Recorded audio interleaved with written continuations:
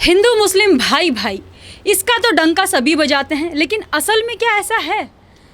कभी कोई मोहम्मद पे अगर टिप्पणी कर देता है फेसबुक पे तो पूरा बेंगलोर जला दिया जाता है। वहीं अब देख लीजिए, हीर खान नाम की एक औरत है जो यूट्यूब पे इस तरीके की अभद्र वीडियो बनाती है जिसमें अश्लील शब्द वो यूज़ करती है हिंदुइज्म के खिलाफ, हिंदुओं के भगवानों के लिए, सीता राम, क्या क्या कहा है मैं क्या ही बताऊं। मैम, कई आपत्तिजनक शब्द यूज़ हुए हैं कि बोलने में भी शर्म आ रही है। क्या कहेंगे, हिंदुओं के लिए ही क्यों? आखिरकार जब मोहम्मद के ऊपर टिप्पणी की गई थी तो बेंगलोर जला दिया गया था, आहत हो गए थे एक समुदाय के लोग। तो अभी ये घटिया जो हुआ है बिल्कुल खुलम, आप कह सकते हैं खुलतम बोला गया है, इसको क्या कहेंगी? देखिए, हज़रत मोहम्मद सल्लल्लाहु अलैहि वसल्लम के बारे में अगर कोई कुछ बोले, या फिर माता सीता के बारे में कोई कुछ बोले, या भगवान श्री राम के बारे में कोई कुछ बोले, ये किसी का कोई हक नहीं है कि आप किसी भी भगवान के बारे में या नबी के बारे में गलत बोले। और अगर आप बोल रहे हैं तो आपसे गंदा, घिनौना और गलीज इंसान कोई नहीं है, क्योंकि ये कोई भी धर्म नहीं सिखाता कि आप किसी के भगवान को या किसी के धर्म को या किसी की आस्था को आहत पहुंचाए। और जब आप ये सब काम करने लगते हैं तो आप अपने आप को उस स्तर पर गिरा देते हैं जिस स्तर की मैं शायद बात भी नहीं करना चाहूंगी। जो भी ये महिला है हीर नाम की, इनको शर्म आनी चाहिए, क्योंकि इन्हें, ये भी एक महिला है और महिला होने के बावजूद आप देवी देवताओं के बारे में इस तरह की आपत्तिजनक बात कर रही हैं। क्या ये आपके घर वालों ने आपको सिखाया है? क्या इस प्रकार की आपकी परवरिश रही है माता पिता की? तो ये सवाल उस लड़की से ज्यादा उस लड़की के माता पिता से भी पूछना चाहिए, उसके परिवार से पूछना चाहिए, उसके साथ रहने वाली कम्युनिटी में लोगों से पूछना चाहिए कि ये संस्कृति लेकर आप बड़े हुए हो, पैदा हुए हो कि इस इतनी गलीज और गंदी गालियां आप दें और अभद्र भाषा का प्रयोग करें, जो मैं आपके सामने कैमरा में क्या बिना कैमरा के भी शायद मैं बोल भी ना पाऊं, बोलते हुए भी मेरी जबान कतराएगी। तो ये शर्मसार बात है। मुझे मैं पानी हो गई ये बात सुनकर कि हमारी कौम की एक लड़की ऐसे बोल रही है, क्योंकि चाहे हिंदू मुसलमानों के बारे में बोले, चाहे मुसलमान हिंदुओं के बारे में बोले, जो गलत है वो गलत है। आज जब बेंगलोर को जलाया गया तो किसी ने पैगंबर मोहम्मद साहब के बारे में गलत बोला, उस गलत बोलने वाले के ऊपर भी कार्रवाई होनी चाहिए और इस महिला के ऊपर भी कड़ी से कड़ी कार्रवाई होनी चाहिए, क्योंकि ये एक ही थाली के चट्टे बट्टे हैं जो भगवानों को अपने गंदे फेमस होने के लिए घसीट लेते हैं। इन्हें शर्म नहीं आती। पर मुझे लगता है इन लोगों को मुंह तोड़ जवाब तभी दिया जाएगा जब इन्हें उठाकर जेल में डाल दिया जाएगा, क्योंकि इनकी वही जगह है। जी देखिए, एक मुसलमान और एक हिंदू, ये दोनों ही एक दूसरे के धर्म को रिप्रेजेंट करते हैं। अब जो महिला है उन्होंने गाली गलौज की, अब चाहे वो पैगंबर मोहम्मद को ले लीजिए, उन्होंने ऊपर अभद्र टिप्पणी की तो उन्होंने हिंदुओं के धर्म को रिप्रेजेंट किया। लेकिन ऐसी मानसिकता लोग लाते हैं जिससे वो पूरे देश में एक जातिवाद उन्होंने बना दिया है, बिल्कुल हिंदू मुस्लिम में नफरत हो गई है। आज आप सोशल मीडिया पर ही देख लीजिए, अब इस महिला की वीडियो इतना वायरल हो रही है कि सभी मुसलमानों को यहाँ पर जिम्मेवार ठहराया जा रहा है इसका। तो इस पर क्या कहेंगी आप? यही विडंबना है, इसी बात का दुख होता है कि कुछ मुट्ठी भर लोग जो हर तरफ हैं, ये मुट्ठी भर लोगों की वजह से पूरी कौम बदनाम होती है। आज की तारीख में सभी को मालूम है कि पाकिस्तान एक ऐसा देश है जहां पर आतंकवादी पनपता है, लेकिन पूरे विश्व में मुसलमानों को लेकर देखकर लोग डरते हैं कि कहीं ये आतंकवादी तो नहीं है, क्योंकि आप बाइफिकेट नहीं कर पाएंगे। उसी प्रकार जब ये लड़की माता सीता के बारे में इतनी अभद्र भाषा का प्रयोग कर रही है तो ये हमें, हमारी पूरी कौम को शर्मसार होना चाहिए कि हमारी कौम में ऐसी एक लड़की है, और जल्द से जल्द ऐसी लड़की के ऊपर फतवा जारी होना चाहिए। जो मौलाना बैठकर फतवा जारी करते हैं लड़कियों की साड़ी पहनने पर, बिंदी लगाने पर, सिंदूर लगाने पर, उन्हें फतवा जारी करना चाहिए ऐसी घटिया लड़की के ऊपर कि ये अब मुसलमान नहीं है। क्योंकि मेरा मानना ये है, जो ऐसी अभद्र भाषा का प्रयोग करता है वो चाहे हिजाब पहने चाहे हिजाब ना पहने, वो मुसलमान नहीं है और ना ही हो सकता है। ऐसे व्यक्ति को हमारी कौम एक्सेप्ट नहीं करती। और मेरा ये मानना है, जो सच्चा मुसलमान होगा वो इस लड़की की जिंदगी भर मुखालिफत करेगा और उसे कभी इस्लाम से संबंधित नहीं समझेगा। और शर्म आनी चाहिए इस लड़की को, जल्द से जल्द पकड़ा जाए। मतलब इतना, वो देखकर जब आपने मुझे मनीषा जी भेजी वो वीडियो, मैं देखकर मुझे इतना गुस्सा आया कि मैं पूरी वीडियो देख भी नहीं पाई, क्योंकि मुझे पता था अगर मैं पूरी वीडियो देखूंगी तो शायद मैं अपना गुस्सा कंट्रोल नहीं कर पाऊंगी और मेरे पास निकालने को कुछ नहीं होगा, क्योंकि वो लड़की मेरे सामने नहीं है।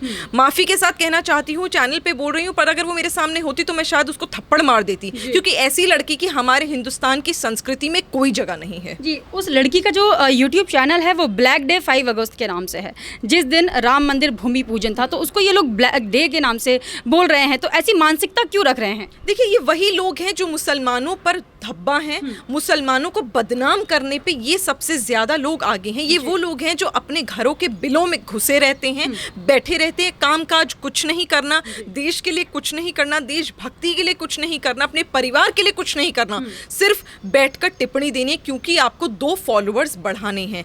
आप राम भूमि के जन्म स्थान के बारे में इस तरह की टिप्पणी करते हैं, आप उसको ब्लैक डे बोलते हैं। आप देखिए इकबाल अंसारी साहब को, वो आपकी इंस्पिरेशन होनी चाहिए जिन्होंने उस खुशी में अपने आप को शामिल करा। हिंदुस्तान के इतने सैकड़ों मुसलमानों ने अपने आप को उस खुशी में शामिल करा, बाकायदा अपने घरों के बाहर दीपक जलाए, क्योंकि वो अपनी खुशी जाहिर करना चाहते थे कि आज हिंदुस्तान में जिन्हें हमने इमाम हिंद भगवान श्री राम को जो पद दिया है, भगवान श्री राम के जन्म स्थान पर भूमि पूजन हुआ है, आज उनके साथ इंसाफ हुआ है कि उनकी जन्मभूमि के ऊपर पूजा की गई है। जो इन्वेडर हमारे हिंदुस्तान में आकर बाबर अपने नाम पर मस्जिद बनाता है और अपने आप को बड़ा करने की कोशिश करता है, अल्लाह से बड़ा समझने की कोशिश करता है, आज उसको साइड कर दिया गया। उसमें आप खुशी नहीं, आप दुख जाहिर कर रहे हैं। तो आप सोचिए कि आप अल्लाह को मानते हैं या आप बाबरवादी हैं, और अगर आप बाबरवादी हैं तो माफ कीजिएगा, मुसलमान को, इस्लाम को आप नहीं समझते। जी, तो मुझे ये बताइए, हिंदुस्तान में भगवा झंडा फहराना कितना गलत है? क्योंकि ईद पे भी आप देखते ही होंगे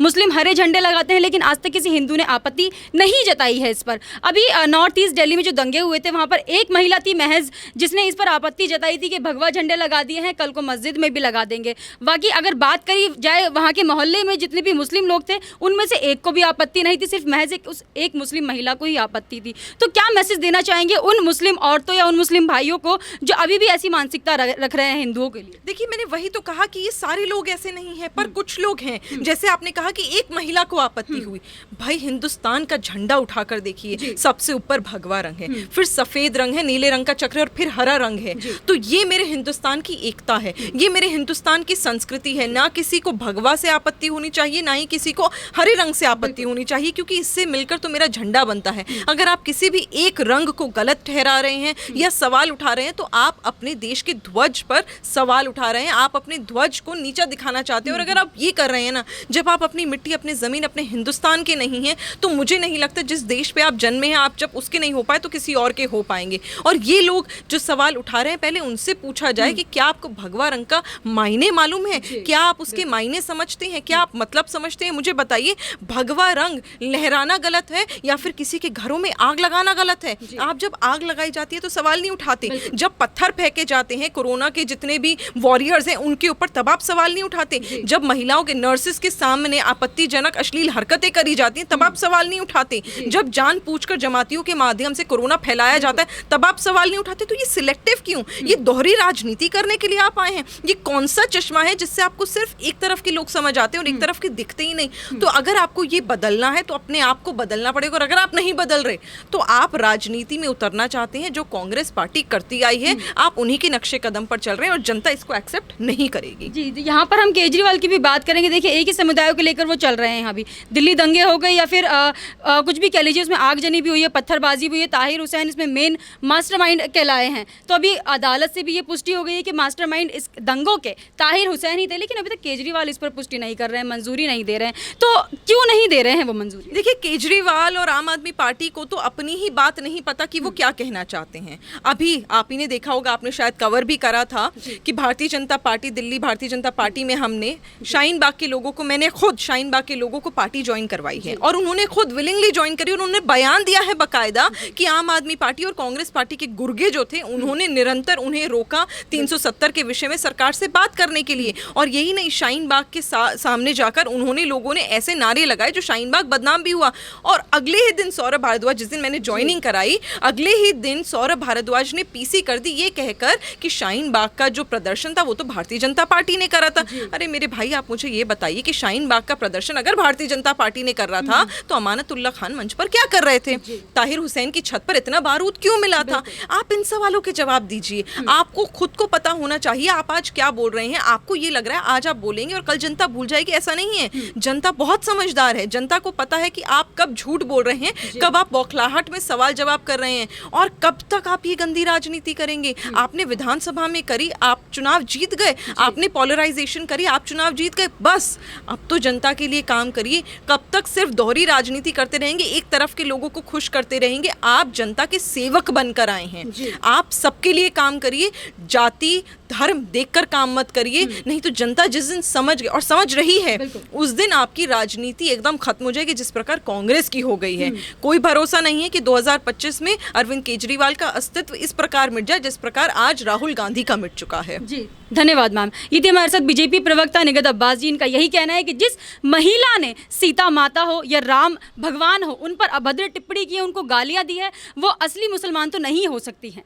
आपका इस पर क्या कहना है हमें कमेंट करके ज़रूर बताइएगा। हमारे साथ ऐसे ही बने रहिए, देखते रहिए द राज धर्मा।